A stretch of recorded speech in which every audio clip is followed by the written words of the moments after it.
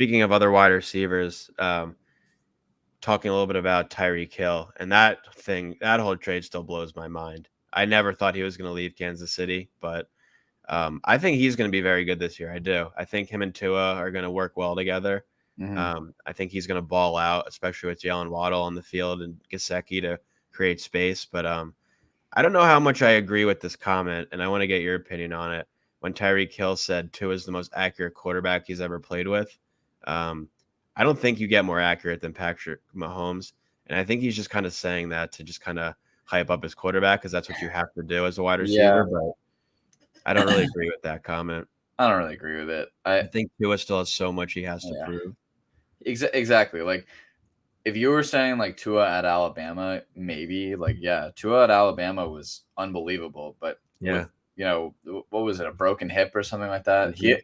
Yeah, like after something like that was so serious, and for all we know, like we're now in the year where he A has to prove it, but B it is a couple years removed from that injury now, and he might have a little bit more mobility again.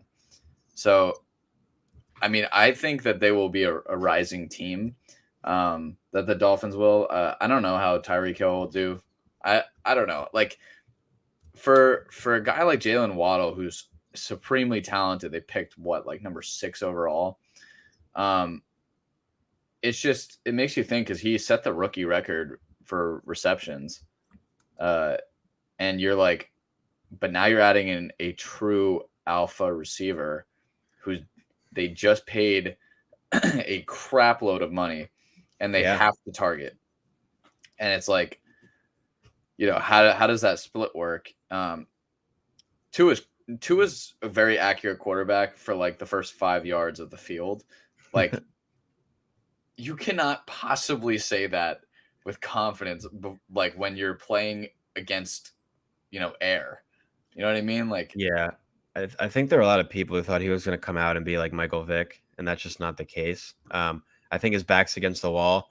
A very similar situation, kind of to Jalen Hurts in a way, where he's got no excuses now. He's got all the pieces. mhm. Um, he needs Yeah, to go out there and make things happen this year. I don't even know who their backup quarterback is, but who if the J, if Dolphins is? huh, You're saying who the Dolphins backup yeah, quarterback is? whoever it is, but Oh, it's Teddy Bridgewater. See, I could easily see Teddy taking over because if Tua doesn't go out there and ball out, Tyreek's gonna get pissed off. Um, I think that will happen sooner than later yeah, on the on like offense is gonna get yeah. pissed off, and very similar to past years with as we talked about with Fitzpatrick, Tua's gonna get benched. So he just needs to go out there and prove his worth, or else Well, it's gonna be a little too late for him. so this is on the topic, but like, we think like the Dolphins should be a rising team. Who do you think will be the team that rises the most, like the Bengals did last year, where you thought they'd be good, but you were like, okay, Joe Burrow's coming back from injury. They don't have an O line, which it still blows my mind they made the Super Bowl without that. Um, who do you think is the team that takes that next step, similar to them last year? Well, I thought it was gonna be the Browns, but with all that controversy going on, Me I too. I really don't know. Um, it's a good question you ask. I think this is kind of a no brainer, but the biggest one for me is going to be the Raiders. Um, I know Oh that yeah. they were a playoff team last year and they're still very good, but getting the best wide receiver in the league helped them out big time. I think Derek Carr, as even though I'm not his biggest fan, I think he'll have a very good year. Darren Waller will have a great bounce back year. I think they're easily a team who could get to the AFC Championship this year, kind of like the Mhm. Bengals. So I'm not gonna be keeping it too far away, but I think it's gonna be the Chargers. I What knew they you were did going to say that. what they did on defense is terrifying. And they got Bobby Derwin, Wagner. oh my god, and Derwin no. Bobby Wagner went to the Rams. Oh, you're right. You're right. I got my So blues and whites mixed up.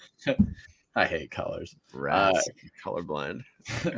Khalil Mack went there and J.C. Jackson. JC I think Jackson, yes. Kyle Van Noy went there too, if I'm not mistaken. Um, it's a powerhouse defense now. Joey Bosa on one side and Khalil Mack on the other. Like, that's gross. And then J.C. Jackson with Asante Samuel Jr. taking another step. Like, and Derwin James really healthy this year. I mean, Yeah. that's scary. And with how good of a year Justin Herbie had last year, I think Herbie he's fully just, loaded. yeah, he's just going to bounce back. And as long as, Mhm. they are getting a little bit older, but as long as Keenan Yeah. Allen and Eckler can stay healthy and, ball out like they did last year, there's no reason why, like you said, the Chargers can't be a competitor this year. Totally. I think Keenan Allen is like one of those players that I think because it's more like he wins with route running. I feel like he'll last longer in the league. Yeah. Going to the NFC, because I brought up Bobby Wagner. Yep. What do you think the Rams' chances are at repeating? Because they're going all in with giving Aaron Donald and Cooper Kupp, the two best players on their team, Yeah. these fat contracts. How likely do you think it is for them to repeat this year? Do you think they win over 10? I think it's 10.5 games this year. I think they'll win over 10.5 games. Nothing's changed really. I mean, defenses will key in on Cooper Coop. But adding a talent like Allen Robinson, and this will be a topic of discussion for a long time leading up to the season, is Allen Robinson. Like, how do you look at him, because he failed last year, right? He was terrible last year. Yeah. But was that because he was checked out? Because the two previous seasons he was incredible and he was over 1,000 yards in each, and has historically played amazing with terrible quarterbacks. Now given Matt Stafford, and it makes you think, like, does he have like an Odell like rise where Odell was playing with Baker, everyone thought he was washed, and then he just lit it up when he went to the Rams. So I think there's a very good chance that they will get to the Super Bowl again. I do. Whether they win, because I think the NFC is kind of like, it's like Tom Brady, and I don't really know who else in the NFC is really going to be a strong contender. And I just think that the Rams have the most talent. And adding a guy like Bobby Wagner, like, come on. Yeah.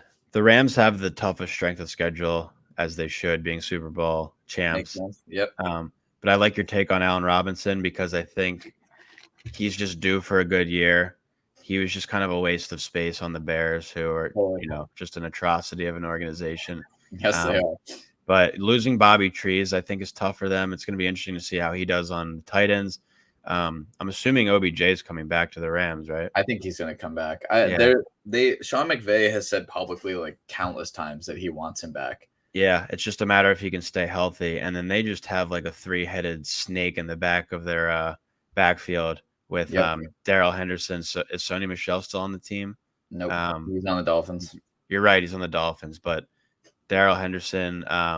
They drafted Kyron Williams from Notre Dame, who already broke his foot. Yeah, I mean, that's kind of blanking on his name. Their rookie running back from last year who got hurt. The Rams running back. Are you talking about Cam Akers? Cam Akers was a second-year player. You're right. He came back in the Super Bowl. Yeah, he tore his Achilles and then miraculously came back in like 5 months. Yeah, but Darrell Henderson, Cam Akers, and I'm sure they'll have a third running back as well. But they have so much talent on that team. The ceiling's the roof for them. Ceiling's the roof. I think the AFC is going to be where all the competition is, because I think the NFC is just not that good still. Yeah, I agree with you. I think it's top heavy. Yeah, I agree. If you look at you just look at the NFC teams who you think could be competitors this year, the Packers, I think, are a little bit out of the question. I think Aaron Rodgers is going to have a tough time this year. Maybe they sneak into the playoffs, but I think they're going to have a tough time. Going to be interesting to see what the Vikings do. So they're an exciting team. Low key. I think at the end of the day, it's really just between the Buccaneers stopping Tom Brady and the Rams, because you want to see the Saints try to bounce back and have a good year. It's kind of tough to see that with Jameis's injury, though. Yeah, and then you still have Alvin Kamara. Is he going to get arrested? Exactly. They still have that going on. That that case. And then you still have a lot of talent with the Cardinals and the 49ers in that division, but That's it's true. hard to And see. It's hard to as see much either of those teams going far. as much as it pains me, I mean, the Eagles will be probably pretty damn good. Yeah, I think I could see us winning the division this year, but at the end of the day, it's what can Jalen Hurts do for us? That's true. It We will we be we all play on. we maybe could sneak by the first round, but if we play the Bucks again or something like that, we're not getting past them. It'll be tough sledding. I mean, at that point in time, Chris Godwin should be back pretty healthy. They signed Russell Gage to a pretty large contract, which was surprising.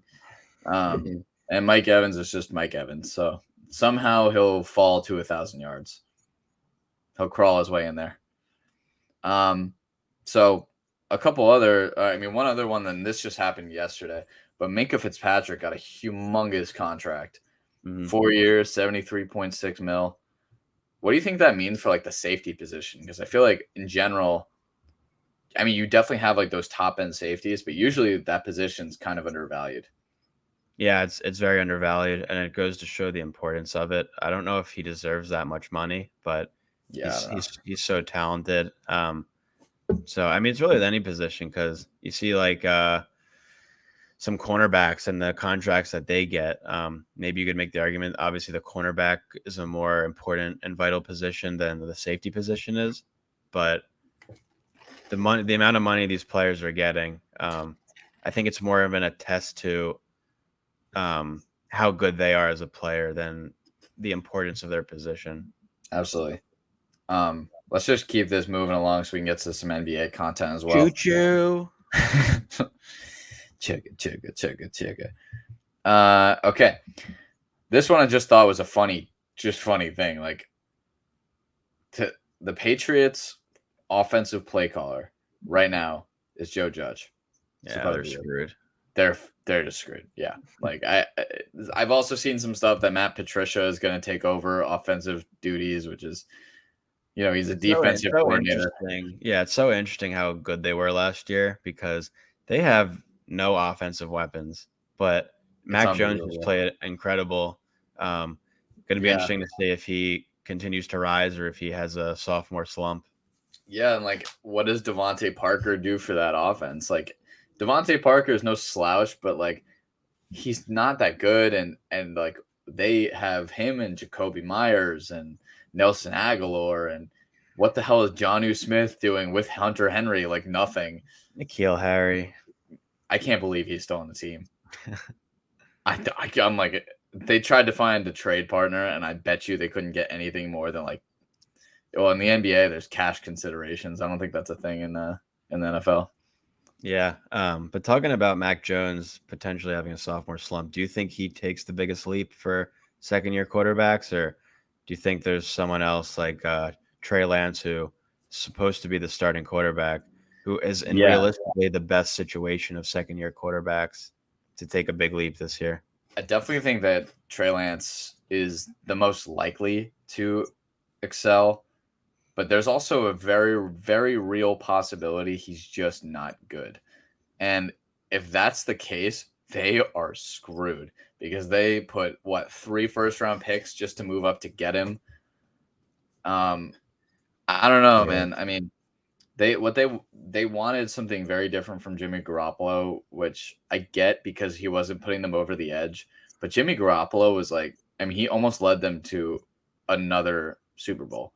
So it's kind of nuts to me that they moved on from him. But I want to bring up a funny point quickly. You know when the Sixers got Harden, how you were like, yes, this is Sixers fans being like, oh, we got this player, now we're going to be so good. Yes, trying to ride the hype train. Well, it's pretty clear that Philly sports fans don't like New York sports fans and vice versa for obvious reasons. I hate you. Yeah, well, the reason why I'm bringing this up is because this is how I feel about Jets fans. So many Jets fans think they're going to be good this year, and they're riding the hype train and being like, oh, we made all these, acquisitions in the offseason, all these draft picks. I don't think Zach Wilson's a good quarterback. I don't think he's going to be good this year. I it just pisses me off when you see a Jets fan. I have Like many Jack friends who are Lopez. Jets fans. You have Jets fans, friends who are Jets fans, and they just like love riding that hype train Mm-hmm. and being like, "Oh, we're gonna hit our over this year. We're gonna have a good year." It's not gonna happen. You know, at the end of the season, come back to me and watch this episode. The Jets are not going to be good this year, and Look, that's Zach Wilson is going to have a sophomore slump. Not even that he had a good freshman campaign, but yeah. it's just so annoying to me. So he's pointing at you, Jack Lopez. We're calling you out by name. We hate Absolutely. you. Anyway, so no, yeah, I think the issue is for all those like freshman year. I forgot to write Justin Fields in there, who also did not have a good year. He's I screwed think too. for like Trey Lance, sorry, for Zach Wilson specifically, who had the entire year to prove his worth and was not good. People hold on to the Josh Allen, uh, like one example out of a million that he had this miraculous turnaround, his third year and became the MVP, um, probably favorite right now, I would assume, or up there, that he is right now. But that's like, again, it's like one in a million that have made that leap.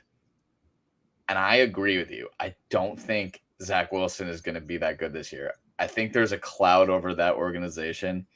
Um, and yes, I will be the first to say I think that they had easily the best offseason of any team. One of the best off seasons of any team. The best draft easily. Yeah. But is Zach Wilson the guy who's going to produce and win you games? Like, I just don't see it. I think they have very good weapons now. Like, I really love Elijah Moore. I love uh, Garrett Wilson out of Ohio State. I love Brees Hall. But Yeah, is they're Zach not Wilson becoming the they're guy? an up and coming team that's rebuilding.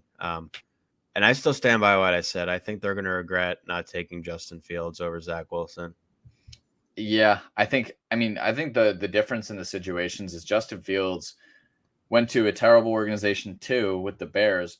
Difference being Justin Fields never had the starting job for the whole offseason because they said it was Andy Dalton and they kept switching. Similar to like how we were talking about with Jameis and Ryan Fitzmagic.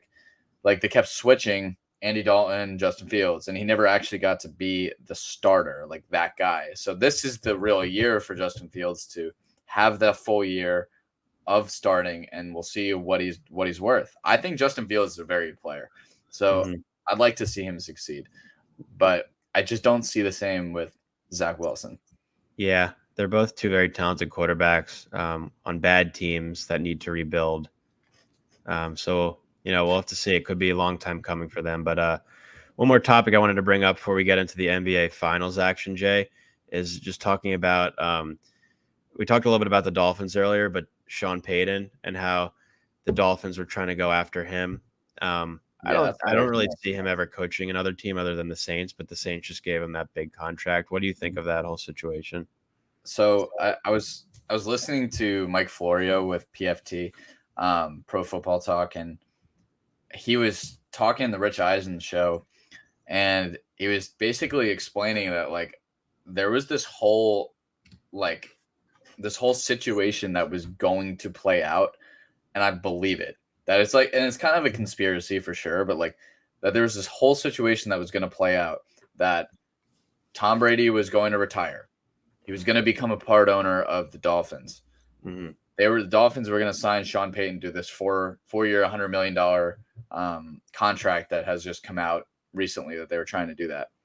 Then Brady unretires, but what they didn't account for was the Brian Flores piece of it, and that derailed all of that.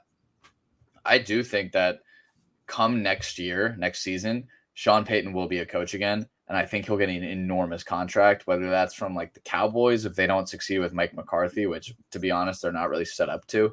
Um, so I think that could happen. Or he could go elsewhere and maybe Tom Brady goes there. I think it's a really real possibility. They were also talking about how a few years ago, the Cowboys, do you remember the year that Anthony Davis declared that he didn't want to be with the Pelicans? Yep.